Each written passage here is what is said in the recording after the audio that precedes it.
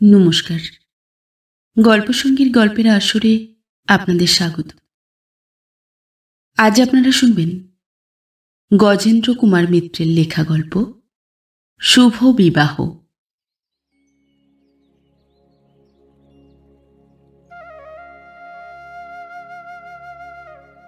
প্রথম খবরটা খুবই ফলাও করে কাগজে কাগজে ছাপা হয়েছিল।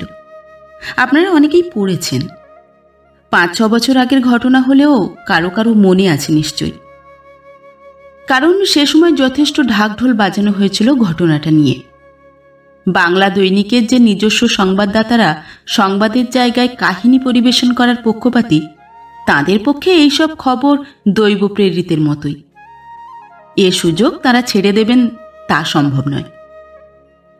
বেশ কয়েকদিন ধরেই সংবাদ সাহিত্য জগতের নায়িকা হয়েছিলেন মানসী সোম।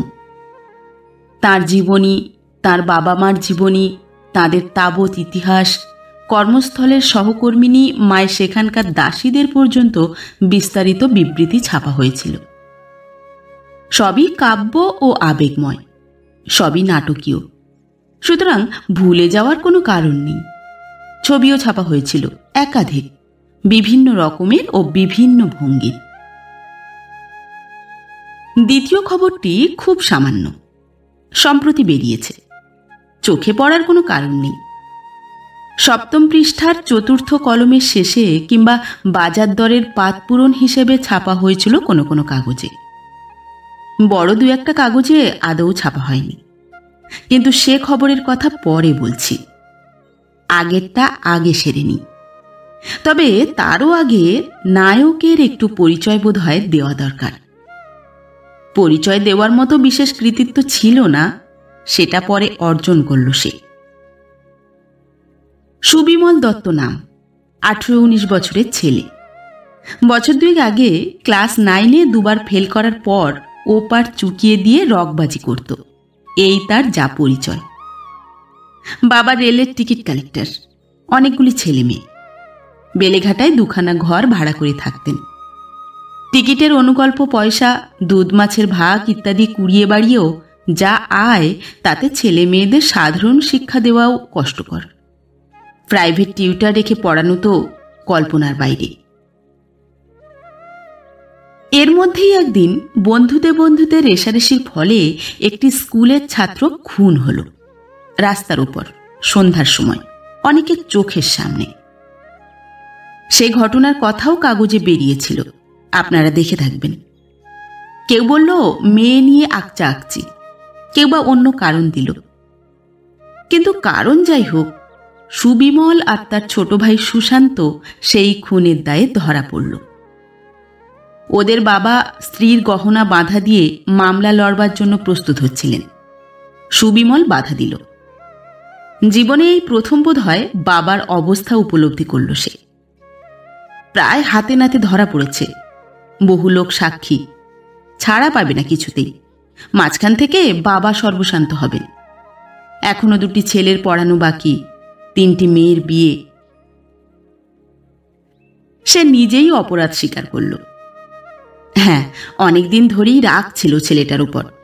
বড্ড চ্যাটাং চ্যাটাং কথা, দেমাকে মাটিতে পা পড়ত না। সেদিনও আতে ঘা দেওয়া এমন একটা কথা বলেছিল যে রাগ সামলাতে পারেনি আর।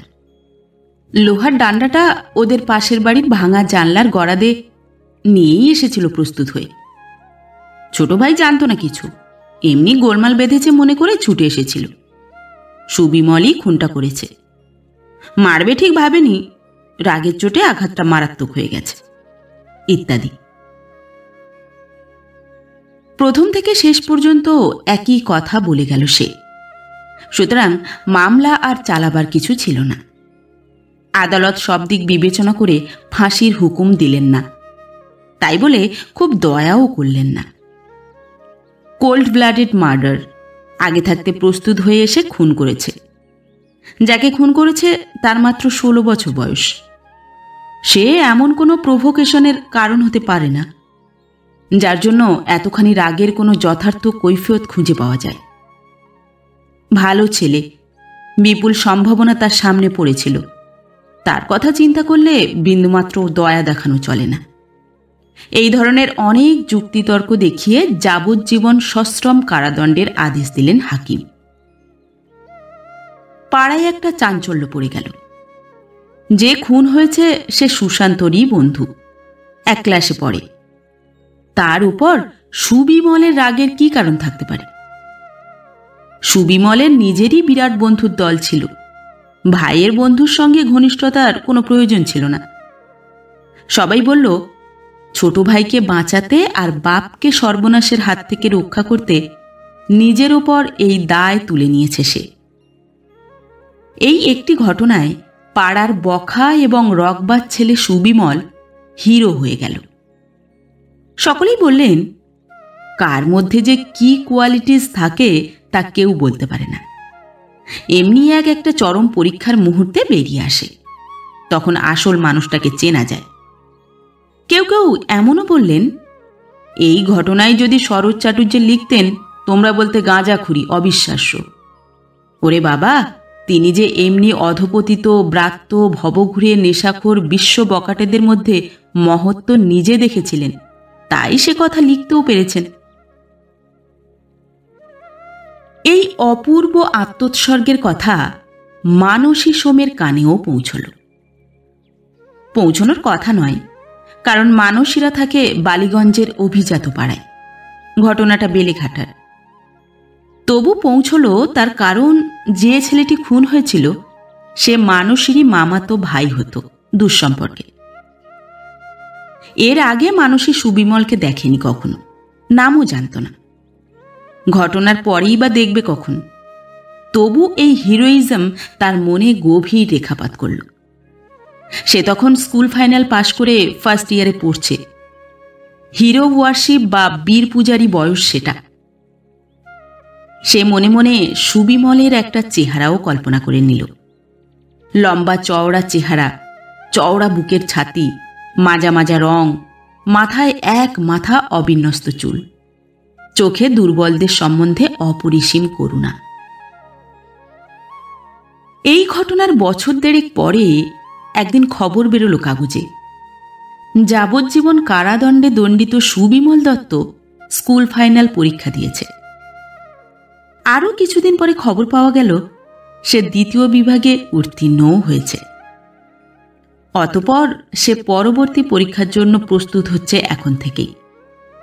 নিজস্ব সংবাদদাতাদের চেষ্টায় সে খবরও পাওয়া গেল একসঙ্গেই।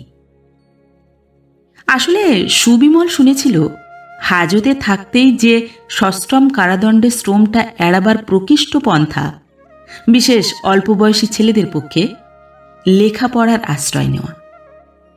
সেই মনে করে প্রথমেই লেখাপড়ার সংকল্প ঘোষণা করেছিল সে, এবং ইতিপূর্বে যেসব কারণে পড়াটা এগোয়নি, যথা সিনেমা, খেলা, রেডিও এবং আড্ডা, তার কোনোটাই না থাকায় নির্বিঘ্নে পড়তেও পেরেছিল। এই সময়ই মানসী মনে মনে তার এই কঠোর সংকল্প গ্রহণ করল। যদি কোনোদিন সম্ভব হয়, এই সুবিমলকেই বিয়ে করবে সে, অন্যথায় চিরকুমারী থাকবে। মানসীর বাবা অবশ্য এ প্রতিজ্ঞার কিছুই জানতেন না। মেয়ে বিয়ে পাশ করার পরই পাত্র খুঁজতে ব্যস্ত হয়ে পড়লেন। মানসী বাবাকে গিয়ে ধরল, এখন থাক না বাবা, এ মেয়েটা পড়েনি। অত শত বুঝলেন না তিনি। মেয়ের মনোভাব, সাধারণ মনোভাবই বাপেরা বুঝতে পারে না, এ তো অস্বাভাবিক। দু চারবার মৃদু আপত্তি করে রাজি হয়ে গেলেন। মানসী যথাসময়ে এমএ পাশ করল।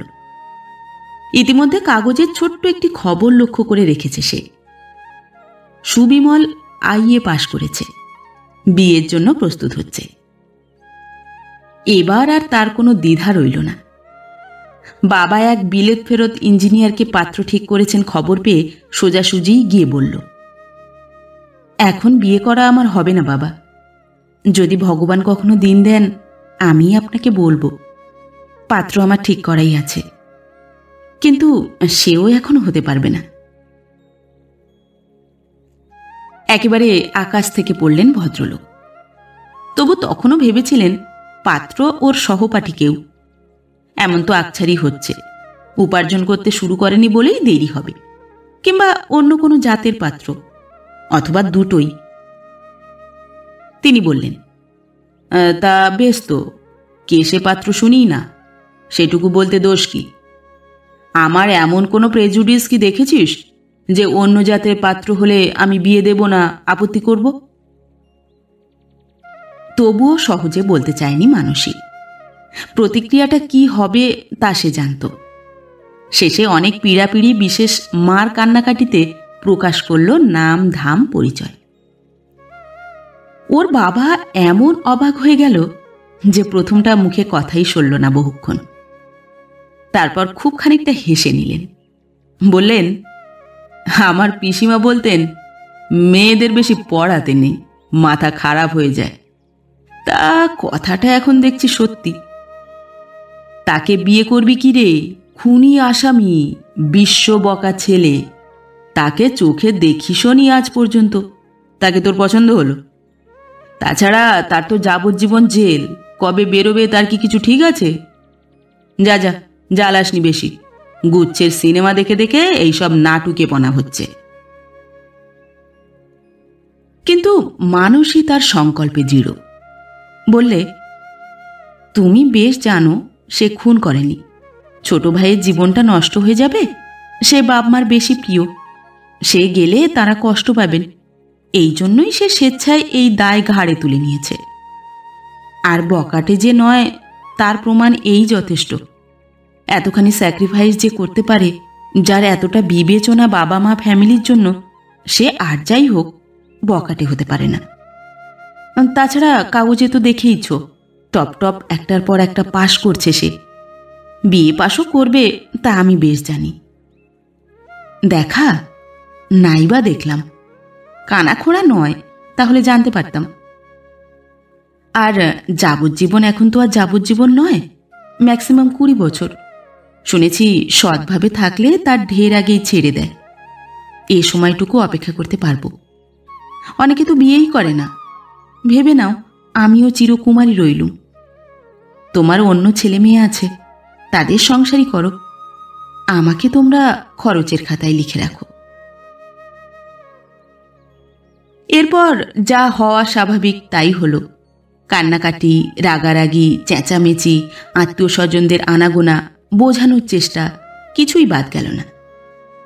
শেষে ওর বাবা ডাক্তার ডাকবার প্রস্তাব করলেন। স্নায়ুবিদ বা মনস্তত্ত্ববিদ ডাকা হবে কিনা এই নিয়ে যখন আলোচনা চলছে, তখন মানসী প্রাণপণে ছোটাছুটি করে ওর এক অধ্যাপকের চেষ্টায় এই চাকরিটা জোগাড় করে ফেলল। ঝিনুকপাড়া ফকিরচাঁদ বালিকা বিদ্যালয়ের প্রধানা শিক্ষয়িত্রীর পদ। মৌখিক কথা রইল যে 2-3 বছরের মধ্যে বিটিটাও পাশ করে নেবে। মাইনে নিতান্ত কম নয়, ফ্রি কোয়ার্টার, স্কুলে ঝি দুবেলা রেঁধে অন্যান্য কাজকর্ম করে দেবে। তার জন্য তাকে মাইনে দিতে হবে না, দুবেলা খেতে দিলেই হবে। বাবা মা আত্মীয় স্বজন সবাইকে স্তম্ভিত করে দিয়ে বিজয় গর্বে নিজের সুটকেস নিয়ে বেরিয়ে চলে গেল মানসী। এক বান্ধবীর কাছ থেকে 100-2 টাকা ধার নিয়েছিল। যাবার পথে একেবারে বিছানাপত্র কিনে নিয়ে গেল। অবশ্য তাতেই যে ওর বাবা মা একেবারে হাল ছেড়েছিলেন তা নয়, চিঠিপত্র আনাগোনা অব্যাহত রেখেছিলেন। ওর ছোট বোন তো এসে মাস 2 প্রায় ওর ঘরে কাটিয়ে গেল। সে প্রতিজ্ঞা করে এসেছিল যে দিদিভাইকে রাজি করিয়ে তবে সে ফিরবে। কিন্তু দেখা গেল দিদিভাইয়ের প্রতিজ্ঞা আরও দৃঢ়ভিত্তিক, তাকে অত সহজে টলানো যাবে না। মানসী নিজেই নিজেকে সবরী আখ্যা দিয়েছিল। বলতো, আমার এ সবরীর প্রতীক্ষা, দেখা যাক এ যুগে রামচন্দ্রকে পাই কিনা। অবশ্য সে যুগে সবরীর মতো চুপ করে বসে থাকার মেয়ে সে নয়। ত্রেতার সবরী বালিগঞ্জের MA পাশ করা মেয়ে হলে বোধ করি অযোধ্যা পর্যন্ত ধাওয়া করত। মানসী জেলখানা অবধি চলে গেল। সুবিমলের সঙ্গে দেখা করবে সে, অনুমতি চাই। সুবিমল এত শত জানত না। সে কোনোদিন স্বপ্নেও আশা করেনি তার জন্যে কোনো শিক্ষিতা ধনী দুহিতা বসে তপস্যা করবে। জেলখানার মেজ সাহেব যখন তাকে জানালেন যে এক মানসী সোম তার সঙ্গে দেখা করতে চায়, তখন সুবিমল একেবারে আকাশ থেকে পড়ল। এ নামে তো কই কাউকে চিনি না, সে আবার কি চায়? এ পর্যন্ত তার বাবা আর মা ছাড়া কেউ তার সঙ্গে কোনোদিন দেখা করতে আসেনি। তাও এখানে আসার পর থেকে তারাও আসতে পারেননি। বাবাও তদবির করে বিহারে বদলি হয়ে গেছেন, নইলে মেয়ের বিয়ে হয় না। পাশ পান বটে, কিন্তু যাতায়াতে অন্য খরচ আছে, সে তাদের সাধ্যের বাইরে। বাসা তুলে দেওয়ার ফলে ভাইরাও এদিকে ওদিকে ছড়িয়ে পড়েছে। সুশান্ত কোন কারখানায় চাকরিতে ঢুকেছে, কোনো আত্মীয়ের সঙ্গেই যোগাযোগ নেই আর। আগে এগাত্রা চিঠি আসতো, এখন তাও আসে না। সুতরাং এ কোথা থেকে কে এলো কিছুতেই ভেবে পেল না সুবিমল। মেজ সাহেব মুখ টিপে হাসলেন, বললেন, এম.এ. পাস, গার্লস স্কুলের হেডমিস্ট্রেস, বালিগঞ্জের মেয়ে, তোমাকে বিয়ে করতে চায়। দরখাস্ত করেছে জেলে থাকতেই বিয়েটা রেজিস্ট্রি হওয়া সম্ভব কিনা। সে আবার কি? মেয়েটা পাগল বুঝি? দোহাই স্যার, পাগলের সামনে আমাকে পাঠাবেন না। চুপ চুপ, পাগল কি? শুনছো মাস্টারি করে? আমাদের এক আন্ডার সেক্রেটারির মেয়ে, দুঁদে লোক, ভালো পাত্রের সঙ্গে বিয়ে ঠিক করেছিলেন ভদ্রলোক। মেয়েটা বেঁকে দাঁড়াতেই তো হলো না। ওর ধনুর্ভঙ্গ পণ, তোমাকে পেলে তোমাকে বিয়ে করবে, নইলে করবে না। তোমারই তো ভালো হয়ে ছোকরা, দেখতেও খারাপ নয়, রোজগার করছে, বড় লোকের মেয়ে। বাপ যতই বলুক, কিছু কি আর দেবে না? অর্ধেক রাজত্ব আর একটি রাজকন্যা যাকে বলে। কিন্তু সুবিমল কিছুমাত্র আশ্বস্ত হয় না। বলে, যতই বলুন স্যার, ওর মাথা খারাপ। আমাকে দেখলো না, জানলো না, আমিও কখনো তাকে চোখে দেখলুম না, আমাকে বিয়ে করবে কি? না না স্যার, আপনি বলে দিন, ওসব দেখা টাকা হবে না, আমি দেখা করতে পারবো না। সাহেব বলেন, অমন হয় হে হয়। এখনো তারে চোখে দেখিনি, শুধু বাঁশি শুনেছি। মন প্রাণ যা ছিল তা দিয়ে ফেলেছি। গান শোনেনি? দেখা করো না, দেখা করতে দোষ কি? তেমন ভায়োলেন্ট পাগল তো নয়, মন্দ কি যদি খেলিয়ে তুলতে পারো। অমন একটি তদবিরকারিণী থাকলে চাই কি চট করে খালাসও হয়ে যেতে পারো। খুব আশ্বস্ত হয় না সুবিমল, যদিও শেষ পর্যন্ত দেখা করতে যেতেই হয়। মানসীকে দেখে একটু অবাকই হয়ে গেল সে। এত কম বয়স, হেডমিস্ট্রেস শুনে ভাবতেও পারেনি। বেলেঘাটার গলির সেই রকবাজি জীবনে এই রকম শিক্ষিতা স্মার্ট মেয়েদের দূর থেকেই দেখেছে ওরা, আর টিটকিরি দিয়েছে। তারা সুদূর, ওদের আশা বা আয়ত্তের বাইরে বলেই টিটকিরি দিয়েছে, মেয়েদের গায়ের ঝাল মেটাবার মতো। এই রকম মেয়ে সত্যি সত্যি তাকে বিয়ে করতে চায়। অবাক যেমন হলো, একটু ভয় ভয়ও করতে লাগলো তার। মাথা যে এর খারাপ সে সম্বন্ধে সন্দেহ মাত্র রইল না। তা নইলে এমন অসম্ভব কল্পনা মাথাতেই বা যাবে কেন? আরও ভয় হলো তার, এই মেয়ের সঙ্গে কি সে কোনোদিন ঘর করতে পারবে? তাকেও শিক্ষিত ধরে নিয়েই মানসী তার সঙ্গে কথা কইছে, অর্ধেক কথা ইংরেজিতে বলছে। কিন্তু ওর বক্তব্যের 12 আনাই তো সুবিমলের জ্ঞান বুদ্ধির বাইরে। সে বিয়ে পরীক্ষা দিয়েছে ঠিকই, হয়তো পাশও করবে। বাকি দুটো পরীক্ষা থেকেই বুঝে নিয়েছে যে যেমন তেমন পাশ করতে গেলে খুব একটা বিদ্যার দরকার হয় না। কিন্তু তার থেকে যে এম.এ. ঢের বেশি লেখাপড়া জানে। সে কোনোদিন এম.এ. পাশ করলেও এর শিক্ষার ধারে কাছে পৌঁছতে পারবে না। সারা জগৎ যেন এক মুঠোর মধ্যে, এমনভাবেই কথা কইছে। সুবিমল গম্ভীর হয়ে রইল সমস্তক্ষণ। কথা যখন কইল তখন বিজ্ঞভাবে ধীরে ধীরে বলল, এসব পাগলামি ত্যাগ করতে বলল। তার মতো দাগি আসামির সঙ্গে ওর মতো মেয়ের বিয়ে হয় না, হতে পারে না। তাছাড়া তার এখন ছন্ন ছাড়া জীবন। যদি কোনোদিন ছাড়া পায়ও, কোথায় যাবে কি করবে তা কিছুই জানে না। এ অবস্থায় সে জীবনকে একটা ভদ্র মেয়ের ভবিষ্যতের সঙ্গে জড়াতে চায় না। নিজেরও কোনো বন্ধনে যেতে ইচ্ছে নেই আপাতত। মানুষই যেন আর এ নিয়ে মাথা না ঘামায়। সে তার বাপের পছন্দ মতো বা নিজেরই পছন্দ মতো একটি সৎ পাত্র দেখে বিয়ে করুক। সুবিমল সর্বান্তকরণে এই চায়। তার শুভেচ্ছা ও আশীর্বাদ রইল। অথচ সুবিমলের চেহারাটা মানুষের এতদিনের ধারণার সঙ্গে একেবারেই মিলল না। কোথায় সেই লম্বা চওড়া দরাচ্ছাতি তরুণ যুবক, একমাথা ঝাঁকড়া চুল, আর কোথায় এই শ্যামবর্ণের পাকাটে ধরনের রোগা চেহারার লোক, চুলগুলো ছোট করে ছাঁটা, খোঁচা খোঁচা দাড়ি। কিন্তু তবুও এই কথাবার্তাতেই মানুষই আরও যেন বেশি করে আকৃষ্ট হল। এও তো সেই আত্মোৎসর্গেরই ব্যাপার। পাছে মানুষই সুখী না হয়, পাছে তার বাবা মা দুঃখিত হন, সেই জন্যেই এ সৌভাগ্য ও সুখ যেন জোর করে ঠেলে সরিয়ে দিতে চাইছে। ফলে জেদ বেড়েই গেল মানুষের। জেলের মধ্যেই বিয়ে করার অনুমতি পাওয়া যায় কিনা প্রথমটা সেই চেষ্টাই করল দিন কত। কিন্তু ওপরওয়ালারা রাজি হলেন না। দুজনেই কয়েদি হলে না হয় হতো। এই একজন বাইরে থাকবে আর একজন ভেতরে, শুধু একটা রেজিস্ট্রি করে লাভই বাকি। এই উপলক্ষে আরও বার কতক মানুষই দেখা করল সুবিমলের সঙ্গে। আরও দু একদিন গম্ভীর, একটু রকচটা ভাব বজায় রেখেছিল সে। তারপর তারও যেন একটা নেশা লাগলো। মানুষের চোখের তন্ময়তা দেখে তারও মনে হলো যে হয়তো কিছু অসাধারণত্ব আছে তার। এতদিন তার আত্মীয়রা বুঝতে পারেনি। এ শিক্ষিত মেয়ে বলেই চিনতে পেরেছে। ক্রমশ মানসীর পূজা তার প্রাপ্য বলেই মনে করতে লাগল।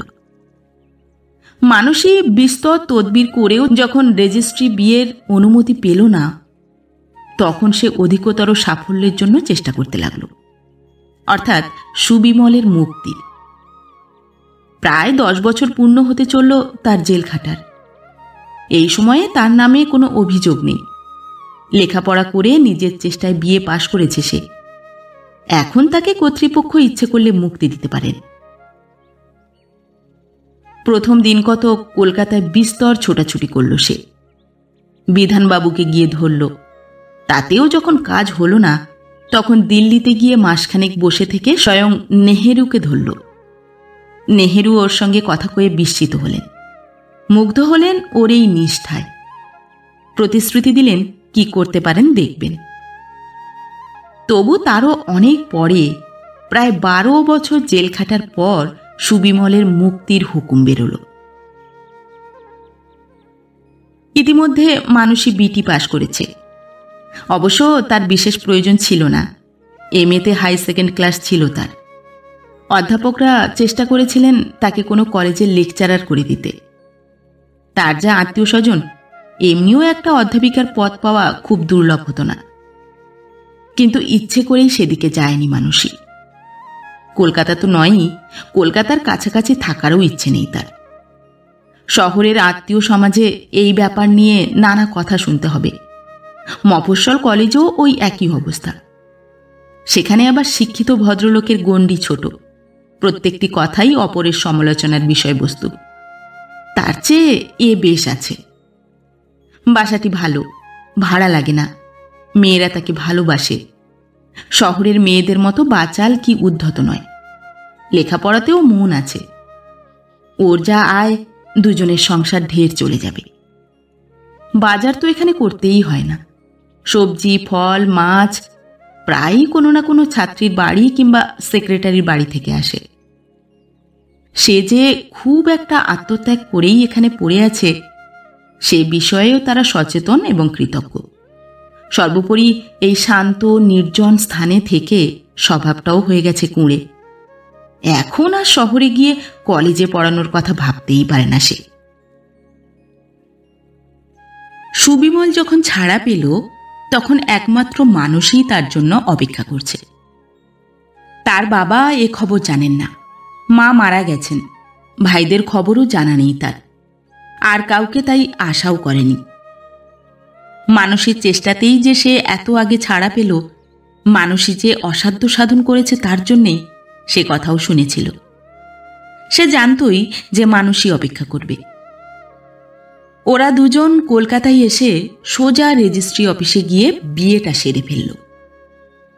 মানসীর কোনো বান্ধবী বা আত্মীয়কে খবর দেয়নি সে। স্কুলের বৃদ্ধ সেক্রেটারি এসেছিলেন, ওখানকার স্থানীয় জমিদার। তিনি আর তার সরকার সাক্ষী হবেন বিয়েতে। বিয়ে সেরে একটা হোটেলে যাওয়ার পর্ব চুকিয়ে একেবারে রওনা দিল ঝিনুকপাড়া। উৎসাহী সেক্রেটারি বাবুই তাবৎ খরচা দিলেন। সাহেবী হোটেলে খাওয়ালেন এবং ফার্স্ট ক্লাসের ভাড়া দিয়ে নিয়ে গেলেন ওদের। বাবা এ বিয়েতে রইলেন না বটে, কিন্তু এর জন্য সে অভাবটা অত বুঝতে পারল না মানসী। কৃতজ্ঞতায় চোখ ছলছল করতে লাগলো ওর। ভাগ্যে সে এই স্কুল ছেড়ে কলেজে পড়াতে যায়নি। এ যুগে সবরই যখন তার রামচন্দ্রের মুক্তির জন্য দিল্লি কলকাতা ছোটাছুটি করছে, সেই সময়ই খবরটা ফলাও করে ছাপা হয়েছিল কাগজে কাগজে। ছবি, বিবৃতি, ইতিহাস, মায় পাত্রপাত্রীর নারী নক্ষত্রর খবর বেরিয়েছিল। প্রথমটা মানসীর বাবা কিছু বিরক্ত হয়েছিলেন এই অতিরিক্ত বিজ্ঞাপনে, কিন্তু পরে বিজ্ঞাপনের মোহেই একটু যেন গর্বও অনুভব করেছিলেন। খবরের কাগজ পড়তে পড়তে তার সন্দেহ হয়েছিল যে মেয়েটার মাথা বোধহয় অতটা খারাপ নয়। তবে তার মনোভাবের পরিবর্তন মানুষের জানবার সুযোগ ঘটেনি। সে নিজে নিরতিশয় তৃপ্তি পেয়েছিল, এটা ঠিক। তার তপস্যা যে সার্থক হয়েছে উপলব্ধি করেছিল। কিন্তু খবরের কাগজের ঢাক একটা উপলক্ষে বেশি দিন বাজানো চলে না।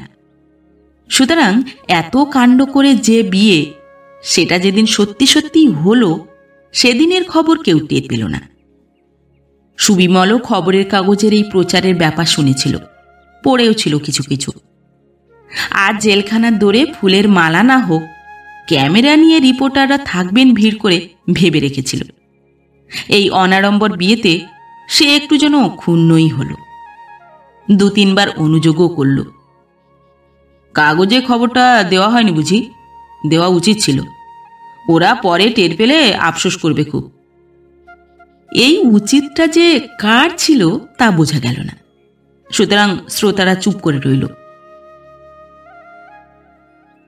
কলকাতা যাবার আগে তার ঘর, এখন তাদের ঘর, মোটামুটি সাজিয়ে রেখে গিয়েছিল মানসী।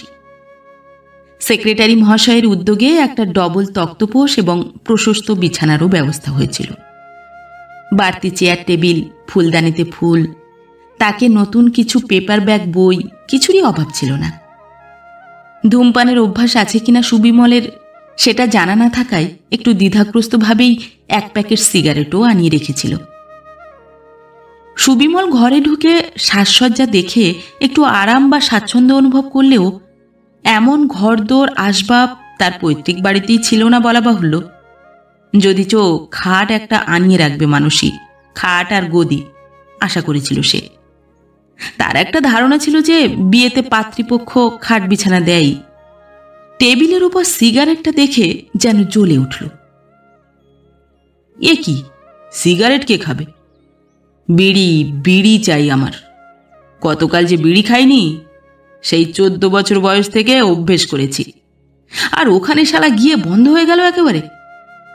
সিগারেট তবু জেলার সাহেবের কাছ থেকে চেয়ে চিনতে 5 ফরমাস কেটে খুশি করে পেতুম। 2-1টা চুরিও করেছি মধ্যে মধ্যে, ডেস্কের মধ্যে থেকে। বাবুরাও দিত কেউ কেউ। কিন্তু বিড়ির তেষ্টা কি আর সিগারেটে মেটে? যাদের পয়সা আসতো বাইরে থেকে, তারা দেদার আনাতো ওয়ার্ডারকে দিয়ে। আমাকে আর কোন শালা পয়সা দিচ্ছে বলো? যারা বিড়ি আনাতো তাদের কাছে মাথা খুঁড়লেও পাওয়া যেত না।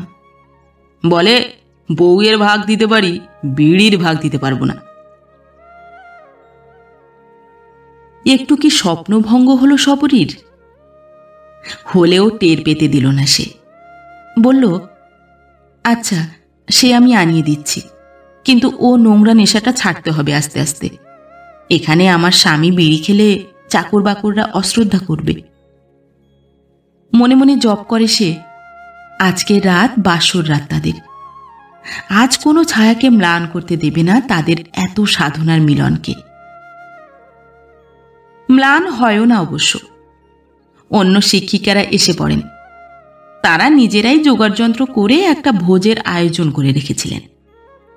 মেয়েরা পাড়ায় পাড়ায় ঘুরে এক ঝুড়ি ফুল সংগ্রহ করে ঘর সাজিয়ে দিয়ে গেল। দুটো গোড়ে মালাও রেখে গেল বিছানার পাশে একটা থালায়।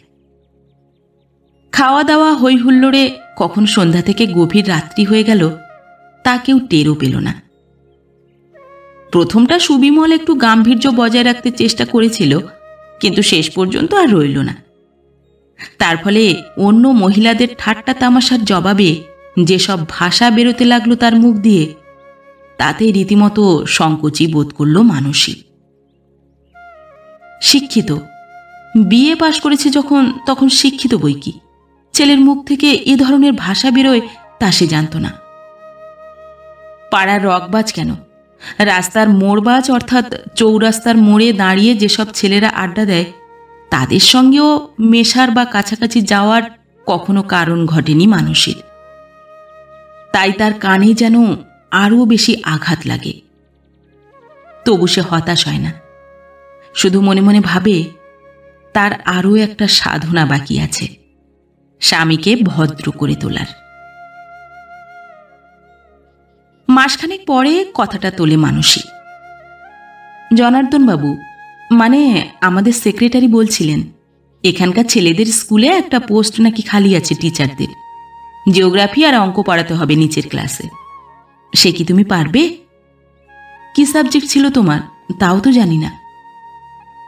রক্ষে করো বাবা, অঙ্ক আর ভূগোল, ও দুটো সাবজেক্টই জমের মতো ভয় করেছি চিরকাল। কি করে যে স্কুল ফাইনালে অঙ্কে পাশ করলুম তা আমি ভেবে পাই না। তারপর থেকে তো মা বলে ত্যাগ করেছি অঙ্ককে। ওখানে অ্যাসিস্ট্যান্ট জেলার বাবু আমাকে খাতা লেখার কাজ দিয়েছিলেন একবার। এমন ভুল হলো যে খাতাকে খাতাই বদলাতে হলো শেষ পর্যন্ত। তাছাড়া ও মাস্টারি করা, গাধা পিটানো, ও আমার পোষাবে না। ওসব চেষ্টা করো না। মুশকিল, এখানে তো অন্য আর কাজও নেই। এখন কিছুদিন আমি কাজকর্ম করতেও পারবো না। জেলে কি শরীরের কিছু থাকে? এখন বেশ কিছুদিন লাগবে ধাক্কা সামলাতে। তারপরেই মুখখানা বিকৃত করে কেমন এক রকমের ব্যঙ্গের সুরে বলে, কেন, এর মধ্যে কি অসহ্য লাগছে নাকি? খরচায় টান ধরছে? জেল ফেরত দাগি আসামি সহজে কোনো কাজ পাবো না জেনেই তো বিয়ে করেছিলে। এখন আবার কাজের জন্য হাঁপিয়ে উঠলে কেন? আমি তো তখন আপত্তি করেছিলুম, সাফ জানিয়ে দিয়েছিলুম আমার কিচ্ছু নেই, এক পয়সা কেউ দেবেও না। তখন তো খুব গলাবাজি করে লেকচার ঝেড়েছিলে, যেমন করেই হোক খাওয়াবো, আমার যা আছে তাতেই চলে যাবে। এখনো তো 1 মাস কাটেনি বাবা, এর মধ্যেই অরুচি ধরে গেল। আমি কি তাই বলেছি? তোমারই বসে বসে বিশ্রী লাগতে পারে বলে, পুরুষ মানুষ কাজ না পেলে মন মরা হয়ে পড়বে ভেবেই। শরীর খারাপ জেনেও কাজ করতে বলবো, আমি কি এমনই অমানুষ? বলতে বলতেই যেন চোখে জল এসে যায় মানুষের। সে সেটা গোপন করতেই ঘরের বাইরে গিয়ে দাঁড়ায়। সেখান থেকেই শুনতে পায় সুবিমল বলছে, কিচ্ছু বিশ্রী লাগবে না বাবা, অনেকদিন পরে একটু নিজের মতো থাকবার দিন পেয়েছি। এখন কিছুদিন তো হাত পা মেলে থাকি। বিড়ির নেশাটা কমাতে পেরেছে মানুষই, কিন্তু তার ফলে বিড়ির চেয়েও কড়া সিগারেট আনিয়ে দিতে হয়েছে। সেই গন্ধটা আরও অসহ্য লাগে তার। তবু দাঁতের দাঁত চেপে সহ্য করে। সুবিমলের কথা বলার ধরনটাই যেন কেমন খারাপ হয়ে গেছে। এমন অন্তর্ভেদী কথা বলে, আর ভাষাটাও এমন। মনে মনে ইতর শব্দটার অনুকল্প অন্য কোনো ভদ্র শব্দ খুঁজতে গিয়ে হতাশ হয়। আজকাল ওর আচরণে প্রতিবাদ করা কি তা নিয়ে কোনো অনুযোগ করাই ছেড়ে দিয়েছে মানসী। এখানে আসার পর মাস 3 সত্যিই কোথাও নড়ল না সুবিমল। শুধুই খেয়ে ঘুমিয়ে চা সিগারেট খেয়েই কাটিয়ে দিল সময়টা। একটা সুবিধা মানসীর তরফ থেকে, ও কারো বাড়ি বড় একটা বেড়াতে যেত না। সুবিধা এই জন্যে যে জনসমাজে সাধারণ আলাপের অভ্যাসটাই একেবারে চলে গিয়েছিল ওর। কথাবার্তা বলতে গেলেই যে শ্রেণীর ভাষা সহজে বেরোতো মুখ দিয়ে, তাতে মানুষই মনে মনে লজ্জায় মরে যেত। হঠাৎ এই 3 মাস পরে একদিন সকালে স্ত্রীকে বলল, গোটা 5 টাকা রেখে যেও, আজ একবার শহরে যাব ভাবছি। অবাক হয়ে যায় মানুষই। শহরে হঠাৎ? এমনি ঘুরে আসি একটু। না, মানে যদি কোনো জিনিসের দরকার থাকে তো আমি ভোলাকে দিয়ে আনিয়ে দিতে পারি। ও তো প্রত্যহই একবার যায় বিকেলে ডাক নিয়ে। হঠাৎ যেন খিচিয়ে ওঠে সুবিমল। কেন, আমি কি তোমার নজরবন্দি আছি নাকি? ওসব বাবু আমার পোষাবে টোষাবে না, সাফ বলে দিচ্ছি। সরকারি জেল থেকে বেরিয়ে এসে বউয়ের জেলে আটকে থাকবো, সে আমি পারবো না। বলো, এখনই এই কাপড়ে বেরিয়ে চলে যাচ্ছি। সে বান্দা আমাকে পাওনি যে দুবেলা দুমুঠো ভাত দিচ্ছ বলে কান ধরে ওঠাবে বসাবে। বেশ চেঁচিয়েই বলে সে। রান্নাঘরে ঝি মানুষের ভাত বাড়ছে তখন। তার না শোনার কোনো কারণ থাকে না। লজ্জায় মরে যায় যেন মানুষই। তাড়াতাড়ি 5টা টাকা এনে সামনে রেখে বলে, কি সামান্য কথায় কি উত্তর যে দাও তুমি তার ঠিক নেই। ছি ছি ছি, ঝি চাকররা কি মনে করে বলো দেখি। তুমিই বলো শরীর খারাপ, তাই বলছিলাম যে যদি কোনো জিনিস আনবার দরকার থাকে তো আনিয়ে দিচ্ছি। ও, পয়সা দিয়ে ঝি চাকর রাখবো, তাকে সমীহ করে কথা বলতে হবে? ছ। শহর 5 মাইল মাত্র এখান থেকে। নিয়মিত বাস যাতায়াত করে। গিয়ে ঘণ্টাখানেকের মধ্যেও ফিরে আসা যায়। মানুষই সন্ধ্যাবেলা বাড়ি ফিরে দেখল সুবিমল তার আগেই ফিরে এসেছে। বেশ খুশি খুশি ভাব। একটা হিন্দি ফিল্মের গান ভাজছে গুনগুন করে। সকালের মেঘটা কাটিয়ে দেবার উদ্দেশ্যেই মানুষই বলল, কই, শহর থেকে কি আনলে? কি আবার আনবো, এমনি ঘুরে ফিরে এলুম খানিক। তোমার এই কুয়োর মধ্যে বসে বসে একঘেয়ে লাগছিল তাই। তাতে 5টা টাকার কি দরকার পড়ল? প্রশ্নটা ঠোঁটের ডগায় এলেও করতে সাহস করল না মানুষই। আবার কি কটু কথা শুনবে কে জানে। এরপর কদিনই স্কুল থেকে ফিরে কিরকম একটা বিজাতীয় গন্ধ পায় মানুষই বাড়ির মধ্যে। ধরতে পারে না ঠিক। বাড়ির আনাচে কানাচে দেখে কিছু পচল কিনা, অথচ ঠিক পচা গন্ধ বলেও মনে হয় না। ঘর তো প্রায় সবসময়ই সস্তা কড়া সিগারেটের গন্ধে আচ্ছন্ন হয়ে থাকে, তবু তা ছাপিয়েও গন্ধটা যেন পীড়া দেয়। এর মধ্যে হঠাৎ একদিন কোন নেতার মৃত্যু উপলক্ষে দুপুরবেলায় স্কুলে ছুটি হয়ে যায়। সাধারণত এইসব ছুটিগুলোয় অফিসে বসে বকেয়া জমে থাকা কাজগুলো সারে সে। সেদিন শরীরটা ভালো লাগলো না, সোজা বাড়ি চলে এলো। আর ঘরে ঢুকতেই নজরে পড়ল একটা চকচকে ছোট কলকেতে কি সেজে গাঁজার মতো টানছে সুবিমল। তুমি তুমি গাঁজা খাও? যেন আর্তনাদ করে ওঠে মানুষই। গাঁজা নয় ঠিক, 2-3 রকম মেশানো আছে। সুলপা সুলপা জানো, তাও আছে। বেশ নির্বিকার ভাবেই উত্তর দেয় সুবিমল। বলে, ওখানে থাকতে একশালা ওয়ার্ডার এই নেশা ধরিয়ে দিয়েছিল, না করে কি উপায় ছিল? নইলে এমন সব অত্যাচার করতো সে তোমাকে বলা যাবে না। অনেক চেষ্টা করলুম কাটাবার, 3 মাস কোথাও বেরোয়নি দেখলেই তো, কিন্তু আর পারা গেল না। এই একবার, এ সময় তো তুমি থাকো না, তাও বলো তো বাগানে গিয়ে না হয়। মানুষই আর উত্তর দিতে পারল না, কথাই কইতে পারল না। কোনো মতে টলতে টলতে সেই স্কুলের জামা কাপড়েই গিয়ে বিছানায় শুয়ে পড়ল। আজ আর হতাশা ও ব্যর্থতা সংযমের বা চক্ষু লজ্জার বাঁধ মারল না। বালিশে মুখ গুঁজে হু হু করে কাঁদতে লাগলো সে, বুক ফাটা কান্না। সেদিন রাত্রে স্বামী স্ত্রীতে কথা হলো না। সুবিমলও ঘাঁটাতে সাহস করল না। প্রথম দিককার বেপরোয়া ভাবটা তার কেটে গেছে। এখন আরামে ও স্বাচ্ছন্দ্যে অভ্যস্ত হয়ে গেছে অনেকখানি। ইদানিং খাওয়া দাওয়ার জুত না হলে রীতিমতো স্ত্রীকে শুনিয়ে ঝির উপর তম্বি করে সে। সুতরাং এখন একটু একটু ভয়ই করতে শুরু করেছে যেন স্ত্রীকে। পরের দিন সকালে উঠে মানুষই প্রথম কথা কইল। সে এতদিনে চিনে নিয়েছে সুবিমলকে। মিছিমিছি রাগারাগি ঝগড়াঝাটি করে কোনো লাভ নেই। পাকে ঢিল ছুঁড়লে সে পাক ছিটকে নিজের গায়েই আসবে আগে। সে বেশ শান্ত কণ্ঠেই বলল, দেখো, তুমি এবার কিছু কাজকর্ম করো, যা হয়। ছোটখাটো কোনো ব্যবসা করতে চাও তো করো, সামান্য পুঁজির দরকার হয় 2-1 হাজার আমি দেব। না হয় যদি চাকরি করতে চাও তো তাও দেখতে পারি, একে ওকে বলে। টাকার দরকার বলে বলছি না, তোমার টাকা তুমিই রেখো। একটা কিছুতে এনগেজড হয়ে থাকা দরকার। অলস মস্তিষ্ক শয়তানের কারখানা। ছেলেবেলায় স্কুলে নিশ্চয়ই শুনেছ, কথাটা খুব খাঁটি কথা।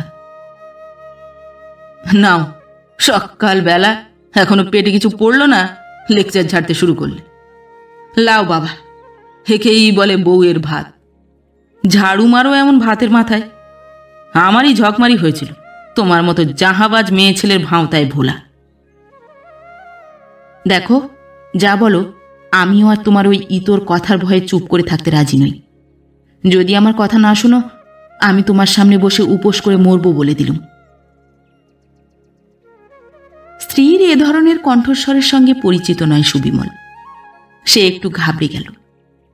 খানিকক্ষণ গুম বসে থেকে বললে, ও চাকরি বাকরি আমি করতে পারবো না। টাইম ধরে যাওয়া আর পরের তাঁবে হেই গো মশাই করা আমার ধাতে সইবে না। তাছাড়া কি বা আমার বিদ্যে বুদ্ধি আর কি বা সুপারিশ? ভালো চাকরি তো আর মিলবে না। দেখি দিন কতক শহরে বাজারে ঘুরি, কি করা টরা যায় দেখি। বলল, কিন্তু তারপরও 8-10 দিন নড়ল না কোথাও। ওর মেজাজের ভয়ে মানুষীও তাগাদা দিতে সাহস করেনি প্রথম। কিন্তু 10 দিন কেটে যেতে অগত্যা বলতে বাধ্য হল, কই, কি হলো তোমার শহরে যাওয়ার? উফ, ভালো জ্বালা হলো তো দেখছি। দিন রাত খ্যাচখ্যাচানি ভালো লাগে না। বলি, মানুষের শরীর গতিক মন মেজাজ বলে একটা কথা আছে তো। আর কথা বাড়াতে সাহস করে না মানুষই। যাই হোক, তবু তাইতেই বোধহয় কাজ হয় কিছু। দিন 2 পরে সত্যি সত্যিই একদিন খাওয়া দাওয়া করে শহরে যায়। ফেরে একেবারে সন্ধে নাগাদ। উৎসুক হয়ে প্রশ্ন করে মানুষই, কি হলো, কিছু বুঝলে? কোথায় কোথায় গিয়েছিলে? হ্যাঁ, অমনি একদিন আমি গেলুম, আর ব্যবসাগুলো হাত জোর করে সার বেঁধে এসে দাঁড়ালো। বাবুমশাই, আমাকে ধরুন, আমাকে ধরুন। বাজার জিনিসটা কি একদিনে স্টাডি করা যায়? আরও যা বলে তা না লেখাই ভালো। কথাটা সত্যি। মানুষই যেন একটু লজ্জিত বোধ করে, চুপ করে যায় সে। এরপর 2-1 দিন ছাড়া ছাড়াই শহরে যেতে শুরু করলো সুবিমল। ইদানিং আর পয়সা চাইতে হয় না। পুরুষ মানুষ প্রত্যেক কথায় স্ত্রীর কাছে হাত খরচার জন্য টাকা চাইবে, সে বড় খারাপ দেখায়। মানুষই আজকাল ওর হাত খরচা বাবদ মধ্যে মধ্যে 5-7 টাকা একটা ড্রয়ারে রেখে দেয়। সুবিমলকে বলাই আছে, তার বিড়ি সিগারেট নাপিত খরচা তাই থেকেই করে। বাসভাড়া বা শহরে চা পান খাওয়ার জন্য আর নতুন করে কিছু দেয় না মানুষই। ড্রয়ারে খুচরো কমে আসছে দেখলেই আবার রেখে দেয় কিছু। হাত খরচা বলে থোক একটা টাকা ধরে দিতেও তার লজ্জা করে। বেশ কদিন ঘোরাঘুরির পর আবার একদিন মানুষই কথাটা পারল। সেদিন আর সুবিমল খিচিয়ে উঠল না। বলল, দাঁড়াও দাঁড়াও, বসো, একটা আইডিয়া এসেছে মাথায়। ওখানকার আবগারি দোকানটার লাইসেন্স বদল হবে। চেষ্টায় আছি সেইটা নেবার, সেই জন্যেই ঘোরাঘুরি করছি। সে তোমাকে দেবে কেন? কেন দেবে না? আমি গ্র্যাজুয়েট নই? তাছাড়া জনার্দনবাবু যদি বলেন। কিন্তু সে তো শুনেছি অনেক টাকা ডিপোজিট রাখতে হয়। আরে সে হয়ে যাবে।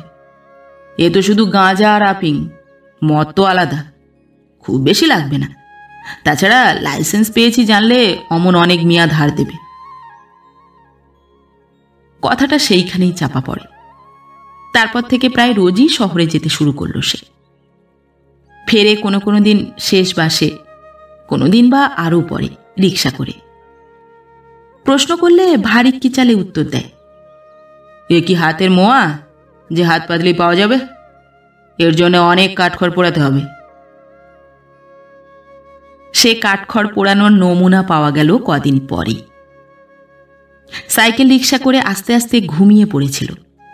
রিক্সাওয়ালা এসে বললে, কেউ নামিয়ে নেন আজ্ঞা, বাবু ঘুমিয়ে পড়েছে রিক্সাতেই। এত রাত অবধি খাবার সাজিয়ে মানুষই বসে অপেক্ষা করছে। বিরক্তিতে তার সর্বাঙ্গ জ্বলে গেল। ধাক্কা দিয়ে জাগিয়ে দাও না। উঠবেক নাই, নেশা করেছে বাবুটা, মদ মদ খেয়েছে। মদ? কি বলছো? মাথাটা যেন ঘুরে ওঠে মানুষের। দেখেন না কেন এসে? অগত্যা উঠতে হয়, ঝিকে ডাকে না সে। রিক্সাওয়ালা কি বলে আর একদিকে ধরতে, ধরাধরি করে এনে চেয়ারে বসাতেই ঘুম ভাঙে সুবিমলের। ইস, ঘুমিয়ে পড়েছিলাম না? হ্যাঁ, বললুম শালাকে যে ও জিনিস ছোঁবো না, আর শালা এমন জেদ করলে। তুমি তুমি মদ খেয়ে এলে? অতি কষ্টে কথা কটা বেরোয় মানুষের মুখ দিয়ে। হঠাৎ যেন সুবিমল চটে ওঠে, নেশাটা কেটে যায় তার। হ্যাঁ খেয়েছি, কি হয়েছে তাতে? 11 দিন নেশা করলে কি মহাভারত অশুদ্ধ হয়ে যায় নাকি? মানুষই মদ খায়, গরু ভেড়াকে কখনো মদ খেতে দেখেছো কোথাও? আর শুনতে পারে না মানুষই, ছুটে পাশের ঘরে ঢুকে দরজা বন্ধ করে দেয়। কিন্তু তাতেও রেহাই পায় না শেষ অবধি। দমাদ্দম কপাটে লাথি মারতে থাকে সুবিমল। সে আওয়াজে হয়তো ঝি উঠে পড়বে, হয়তো পাশের বাড়ি থেকে চক্রবর্তী বাবুরা ছুটে আসবেন, কেলেঙ্কারির শেষ থাকবে না। অগত্যা দরজা খুলে দিতে হয়, খাবারও বেড়ে দিতে হয় সামনে, এবং শেষ পর্যন্ত পাশে গিয়ে শুতেও হয়। পরের দিন খাওয়া দাওয়ার পর স্কুলে যাওয়ার সময় একটা কাগজের টুকরো স্বামীর সামনে রেখে চলে যায়। কালকের ঘটনার পর আর কথা কইতে সাহস হয় না ওর। কি বলতে কি বলে ফেলবে সে ভয় তো আছেই। হয়তো কথাও কইতে পারবে না ভালো করে, তার আগেই চোখে জল এসে পড়বে। কাগজে লিখেছিল, আমার ঘাট হয়েছে তোমাকে রোজগার করতে বলা। তোমার আর শহরেও যেতে হবে না, ব্যবসাও করতে হবে না। দেরাজ থেকে টাকা পয়সা সরিয়ে নিয়েছি, কিছু মনে করো না। বিড়ি সিগারেট সব কেনা আছে, পয়সা আর লাগবেও না। স্কুল থেকে ফিরে দেখলো সেই কাগজেরই উল্টো পিঠে লেখা আছে, আমি কাউকে দাসখত লিখে বসে নেই যে তার কথায় উঠতে বসতে হবে। চক্রবর্তী মশাইয়ের কাছ থেকে 5টা টাকা নিয়ে চললুম, ওকে দিয়ে দিও, নইলে তোমারই লজ্জার কারণ হবে। বলেছি যে ভুলে চাবি নিয়ে স্কুলে চলে গেছো। গুম হয়ে বসেছিল মানুষই। স্কুল থেকে এসে তখনও কাপড় ছাড়েনি, মুখে হাতে জল দেয়নি। ঝি বিনার মা রান্না শেষ করে এসে দাঁড়ালো। দিদিমণি ওঠো, গা ধো, একটুকু চা খাও, কখন কি করবে? রাত হয়ে গেল ঢের। যাই বলল মুখে, কিন্তু তখনও ঠিক যেন উঠতে ইচ্ছে হলো না। বিনার মাও আর তেমন তাগাদা করল না, বরং খানিকটা দাঁড়িয়ে থেকে একটু উসখুস করে আর একটু কাছে এসে দাঁড়ালো। একটা কথা বলবো দিদিমণি, রাগ করবে নি? কি কথা বিনার মা? অত্যন্ত ক্ষীণ কণ্ঠে যেন বলে মানুষই। কে জানে কেন একটা কিসের অজ্ঞাত আতঙ্কে বুক কেঁপে ওঠে তার। জামাইবাবুকে আর তুমি শহরে যেতে দিও নি বাপু। কেন কেন বলো তো? তুমি রাগ করবে হয়তো শুনলে। আমার জামাই বলতেছিল যে জামাইবাবু স্বভাব চরিত্রের নাকি খুব বিগড়ে গেছে, শহরে গিয়ে খারাপ মেয়ে মানুষের ঘরে যায় নাকি। কোথায় কোথায় যায় বললে বিনার মা? কথাগুলো যেন মাথায় ঢোকে না মানুষের। বিহবল দৃষ্টিতে চেয়ে থাকে ঝিয়ের মুখের দিকে। কি করে বলি বাপু তোমাকে, তোমরা ওসব বুঝবে নি। খারাপ মানে নষ্ট মেয়ে মানুষ সব গো। ওই যে যারা শহরে বাজারের ধারে মুখে খড়ি মেখে দাঁড়িয়ে থাকে, তাদের ঘরে নাকি সিঁদোয় মধ্যে মধ্যে। মিথ্যে কথা, তোমার জামাই মিথ্যে কথা বলেছে। আর যে দোষ থাক, ও দোষ ওর নেই। সেকালেই তো বলেছিলাম দিদিমণি, তুমি রাগ করবে। তবে এও বলি বাপু, একদিন বলিনি আমার খুকি বেনা এ বাড়িতে আর আসতে চায়নি কেন, তা কোনোদিন খোঁজ করেছ? একবার তোমার বরকে শুধিয়ে দেখো। আমার সামনে শুধিও, দেখব কি জবাব দেয়। মুখ শুকিয়ে আমসি যদি না হয়ে যায় তো তখন বলো আমায়, আমার নামে কুকুর পুষো। আর একটাও কথা কইতে পারে না মানুষই, আড়ষ্ট স্তম্ভিত হয়ে বসে থাকে। সেদিন সুবিমল আসে সকাল করি, 10টার মধ্যেই বাড়ি পৌঁছল। বোধহয় সে একটা প্রচণ্ড ঝড় আশা করেছিল, মনে মনে সেজন্য প্রস্তুত হয়ে এসেছিল। কিন্তু স্ত্রীর মুখের দিকে চেয়ে কেমন যেন ভয় পেয়ে গেল। এরকম সে কখনো দেখেনি এর আগে। ঝিয়ের কাছেই ভাত চেয়ে খায় সে। বাইরে অন্ধকারে বসে একটা বিড়ি খেয়ে চুপচাপ এসে শুয়ে পড়ে। মানুষই যে সারা রাতি সেই চেয়ারে বসে থাকে তা জেনেও ঘরে শুতে আসতে বা খেয়ে নেবার কথা বলতে সাহস হয় না তার। এর 2-3 দিন পরেই সেই ছোট্ট সংবাদটি বেরিয়েছিল, যা অনেকের চোখে পড়েনি কিংবা কোনো বড় কাগজেও ছাপা হয়নি। রহস্যজনক নিরুদ্দেশ। স্থানীয় ফকিরচাঁদ বালিকা বিদ্যালয়ের প্রধানা শিক্ষয়িত্রী গত মঙ্গলবার অপরাহ্নে বেড়াইতে বাহির হইয়া আর ফিরিয়া আসেন নাই। পরের দিন গ্রাম হইতে 2 মাইল আন্দাজ দূরে নদীর ধারে তাহার পরিধেয় শাড়িখানি পাড়ের কাছে জলজ ঘাসে আটকানো অবস্থায় পাওয়া গিয়াছে। পুলিশ ইহাকে আত্মহত্যার ঘটনা বলিয়া সন্দেহ করিতেছেন, যদিও বহু চেষ্টা সত্ত্বেও লাশ খুঁজিয়া পাওয়া যায় নাই। স্থানীয় সংশ্লিষ্ট মহলে প্রকাশ, ভদ্রমহিলা কিছুদিন যাবৎ পারিবারিক কারণে যৎপরণাস্তি অশান্তি ভোগ করিতেছিলেন, তাহাতে আত্মহত্যার অনুমানই সমর্থিত হয়। কিন্তু আমরা যতদূর জানি আত্মহত্যা করেনি মানুষই। বুদ্ধিমতীর মতোই বিবাহ বন্ধনে জেলখানা থেকে পলায়ন করেছে। কারো কারো কিছু বেশি বয়সে আক্কেল হয়, কারো বা কখনোই হয় না। ওর সৌভাগ্যক্রমে মানুষই প্রথমোক্ত শ্রেণীর মানুষ। বিলম্বে হলেও তার চৈতন্য উদয় হয়েছে শেষ পর্যন্ত। একটি বাড়তি শাড়ি সঙ্গেই নিয়ে গিয়েছিল সে। সহজভাবেই বেড়াতে বেরিয়েছিল বলে কেউ লক্ষ্য করেনি। জায়গাটা জানা ছিল, বহুবার বেড়াতে গেছে। কাপড়টা ঘাসে আটকে রাখতে কোনো অসুবিধা হয়নি। ওখান থেকে হেঁটে শহরে গিয়ে সেই রাত্রির ট্রেন ধরে কলকাতা এবং কলকাতা থেকে সকালের প্যাসেঞ্জার ধরে নাগপুর চলে গিয়েছিল। সেখানে ওর ছোট ভগ্নিপতি অধ্যাপনা করেন। তিনি ওর মুখে সব শুনে এবং ওর অবস্থা দেখে অনেক তদবির তদারক করে একটা স্কলারশিপ জোগাড় করে আমেরিকায় পাঠিয়ে দিয়েছিলেন। এখন সেখানে একটা চাকরিও জোগাড় করে নিয়েছে সে। মানসী সোম বলেই সেখানে সে পরিচিত। বিবাহের স্মৃতিটা পর্যন্ত ভোলবার জন্য এখন তপস্যা তার। মানসীর একান্ত অনুনয়েই ওর বোন ভগ্নিপতি কথাটা ওদের বাবা মাকে পর্যন্ত জানায়নি ভারত ত্যাগ করার আগে।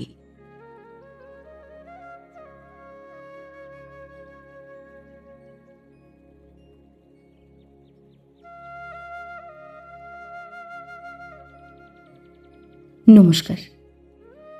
পরবর্তী গল্প নিয়ে খুব শিগগির ফিরে আসছি। ততক্ষণ সবাই ভালো থাকবেন, সুস্থ থাকবেন।